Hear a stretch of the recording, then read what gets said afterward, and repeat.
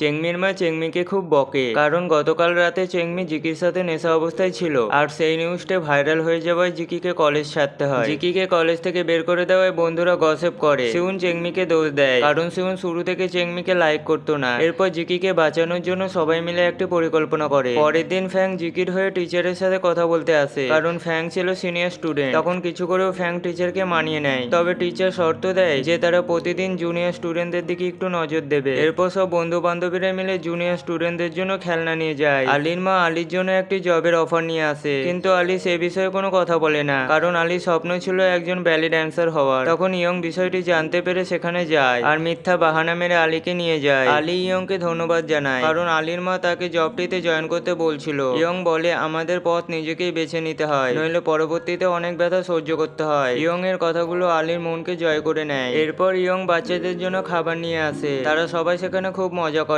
কিন্তু একটি বাচ্চা অফসেট ছিল, তাই জিকি ছেলেটার মন ভালো করার জন্য একটি গান গায়, কিন্তু তাতেও জিকি ছেলেটিকে খুশি করতে পারে না। তারা বুঝতে পারে না যে ছেলেটা এরকম করছে কেন। তখন ম্যাডামের কথায় জানা যায় ছেলেটা শুনতে পায় না। ছেলেটা একসময় গান শুনতে খুব পছন্দ করত, কিন্তু একটি অ্যাক্সিডেন্টের কারণে তার শোনার শক্তি হারিয়ে যায়। এমি বলে এই বাচ্চাগুলোকে দেখে আমার ছোটবেলার দিন মনে পড়ে গেল। আসলে এমি চাইছিল ফ্যাং যাতে এমিকে তার সম্বন্ধে বলে। ফ্যাং বলে আমি যখন ছোট ছিলাম তখন আমার প্যারেন্টস আমাকে ছেড়ে চলে যায়, তারপর আমি নিজের ছোটবেলাটা এই খেলনাগুলোর সাথে কাটিয়ে দিই। সেই জন্য আমি নিজের একাকিত্ব দূর করার জন্য একটি টয় স্টোর খুলি। এমি বলে ছোটবেলা থেকে আমি নিজের বাবাকে দেখিনি, তাই আমি বাবাকে খোঁজার জন্য আমেরিকা থেকে দেশে ফিরি, কিন্তু শত চেষ্টা করেও খুঁজে পাই না। এরপর ফ্যাংকে ফটোটা দেখায়। ফটোটি দেখে ফ্যাংয়ের জায়গাটি চেনা চেনা লাগে, কিন্তু ঠিক অনুমান করতে পারে না, তাই ফ্যাং ফটোটি নিজের কাছে রেখে দেয়। জিকি সবাইকে বাচ্চাটির ফটো দেখিয়ে বলে এই ছেলেটা শুনতে পায় না, অপারেশনের জন্য অনেক টাকার প্রয়োজন, তাই সবাই মিলে কিছু কিছু অর্থ দান করতে বলে। তখন সবাই ছেলেটিকে সুস্থ করে তুলতে অর্থ দানে রাজি হয়ে যায়।